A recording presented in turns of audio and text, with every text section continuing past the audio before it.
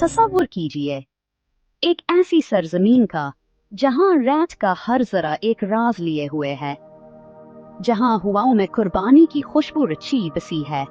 ये करबला है और ये वो दास्तान है जो अब तक गूंजती रहेगी। आइए मैं आपको इस वक्त में वापस ले चलूं, जब सच्चाई सरबुलंद खड़ी थी, भले ही दुनिया इसे खामोश करने की कोशिश कर रही थी। ये इमाम हुसैन की मेरास है, जो रसूलुल्लाह सल्लल्लाहु अलैहि वसल्लम के प्यारे नवासे थे।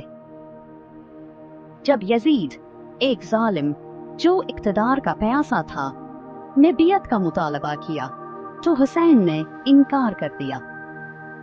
आपने फरमाया, मुझ जैसा किसी यजीद जैसे की बियत नहीं कर सकता।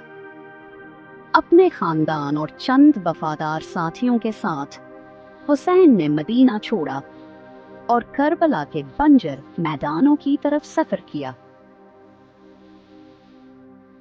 वहां यजीद की ताकतवर फौज ने हर रास्ता रोक दिया, हत्ता के पानी भी।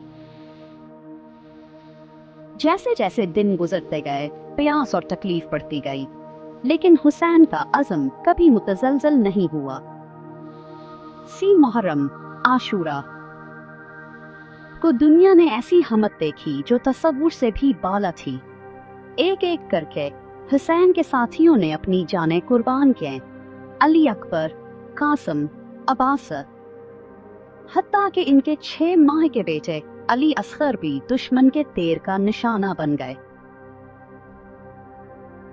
आखिर में हुसैन खुद जख्मी और प्यासे अकेले मैदान जंग में उतरे। उनकी आवाज बुलंद हुई, मजबूत और गैर मुतज़लज़ल, आखिरी सांस तक बातिल को ललकारते रहे। आप शहीद हुए, मगर कभी शिकस्त नहीं खाई।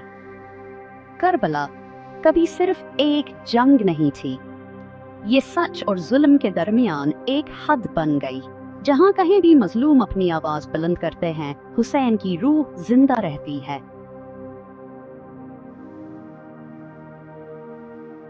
सलाम हो हुसैन पर और इन तमाम हस्तियों पर जिन्होंने करबला के सहरा को एक पूरी कौम के ज़मीर की धड़कन बना दिया। ये सच्चाई की हतमी फतह है